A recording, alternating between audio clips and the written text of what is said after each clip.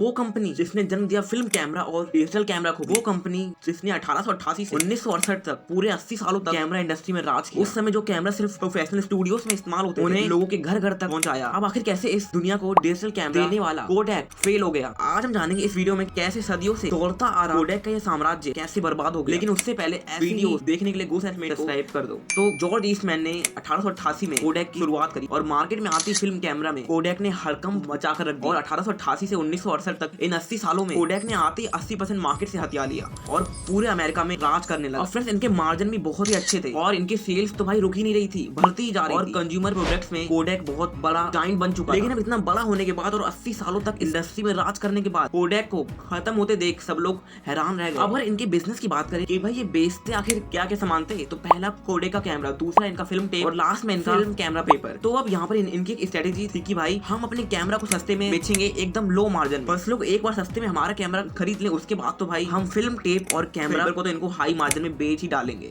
तो फ्रेंड्स, अब इसे बोलते हैं रेजर ब्लेड मार्केटिंग। तो इसमें अपना मेन प्रोडक्ट सस्ते में बेचकर इंटरमीडिएट्स यानी छोटे मोटे प्रोडक्ट्स जो उसके साथ आते हो उस पर हाई मार्जिन मार लो। तो इन तीन चीजों को कोडैक बेचता था। अब फ्रेंड्स, अपने कैमरास को जो पहले सिर्फ प्रोफेशनल स्टूडियोज में दिखते थे, उन्हें घर घर तक पहुंचाने के लिए कोडैक ने बहुत सी मार्केटिंग कैंपेन्स लॉन्च किए, जैसे कि just press the button, Kodak movement, Kodak smile और ना जाने बहुत सारी emotional heart touch line launch करी।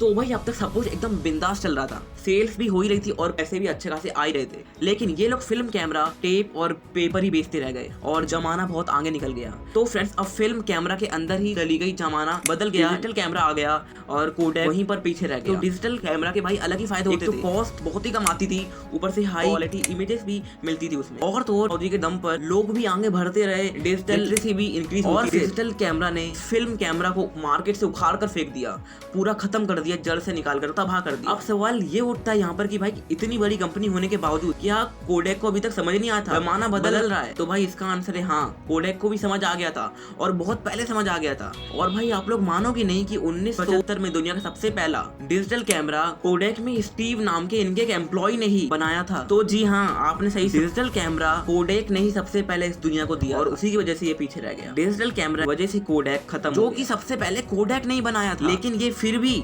पीछे रह गया। ये अपने फिल्म कैमरा की एग्जिस्टिंग बड़ी फैली हुई मार्केट को छोड़ना नहीं चाहता। ये लोग बोले कि भाई इससे हमें इतना पैसा तो आ ही रहा है, तो अब इसे हम क्यों छोड़े, because it was their cash cow, पैसा वहां से आ ही रहा। फ्रेंड्स, जो समय के साथ नहीं बदला उसे समय ने बदल दिया और कोडैक को उखाड़ कर फेंक दिया। तो ये कोडैक वाले कैमरा को एक्सेप्ट करने को तैयार ही नहीं हो रहे थे, मतलब कि अपॉर्चुनिटी ग्रैब ही नहीं कर पा रहे थे। और फिर आगे चलकर मार्केट में फूजी फिल्म जैसे तगड़े जापानीज प्लेयर्स भी आने लग गए। कोडैक उनसे भिड़ने लगा, मरने लगा, काट मार करने लगा और असली फ्यूचर डिजिटल कैमरा को भूलता गया।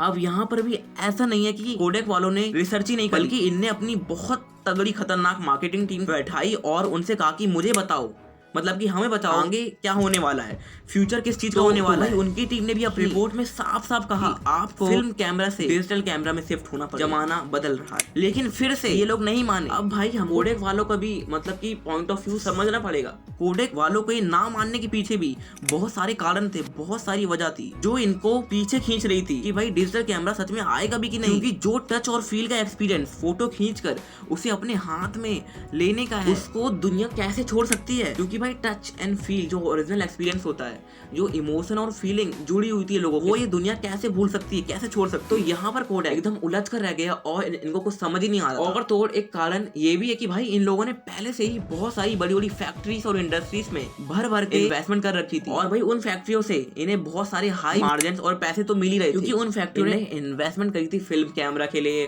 पेपर्स के लिए और इन रोल्स के लिए, और वहां से तो आपको पता है कि इनको हाई मार्जिन मिली। और भाई अब फिर इसे छोड़कर डिजिटल कैमरा में शिफ्ट करना बहुत ज्यादा तकलीफ देने वाला काम था। तो यहाँ पर ये लोग डिजिटल कैमरा की अपॉर्चुनिटी कॉस्ट को समझ नहीं पाए और अपने हाथों से सरेआम अपनी कंपनी कोडैक का गला घोंट दिया। अब भाई इतना ही नहीं, बल्कि इनको आगे चलकर बचने के और भी बहुत से मौके मिले। यहाँ तक कि एक इंटरव्यू में गंथर नाम के उस समय के बहुत बड़े इंटेलेक्चुअल साइंटिस्ट, इन्होंने पूछ लिया कि भाई गंथर आप हमें ये बताओ कि where do you see the future? तो भाई गंथर ने कहा I see the future in digital. और भाई कोडैक वाले तो भाई इनकी बात मान गए और इसके बाद गंथर ने इनको और भी बहुत सारे फीडबैक्स दिए, क्योंकि वो इनकी कंपनी में ज्वाइन हो गए थे। लेकिन कोडैक वाले इनकी फीडबैक्स को नकारते रहे, इग्नोर करते रहे। और तो फ्रेंड्स, अब इतना ही नहीं, बल्कि उस समय फोर्ब्स ने अपनी एक मैगजीन में इनके बारे में 1984 के एक आर्टिकल में लिखा कि दुनिया आगे आगे और कोडैक पीछे पीछे। और फिर वहीं देखते देखते कंपटीशन बढ़ता ही गया और दिन पर दिन रोज कोडैक नीचे गिरता ही चला गया। और फिर आखिरकार 2012 में इन्होंने बैंकरप्सी के लिए फाइल कर ही दिया और कोडैक का किस्सा यहीं पर खत्म हुआ और ये 100 सालों से भी ज्यादा की लेगेसी वहीं पर खत्म हो गई। Game over. चल अब इस स्टोरी में हमें कुछ वैल्यूबल लेसन सीखने को मिलते हैं। पहला कि ये दुनिया हमें बार बार सिग्नल देती रहेगी बदल जाओ बदल जाओ, और अगर वक्त रहते खुद से बदल गए तो अच्छा है, लेकिन अगर समय ने बदला तो मेरे भाई कोडैक का हाल तो आप सबके सामने है। अब अगर ये वीडियो आपको यहाँ तक खींच लाया है तो इसमें कुछ तो खास होगा।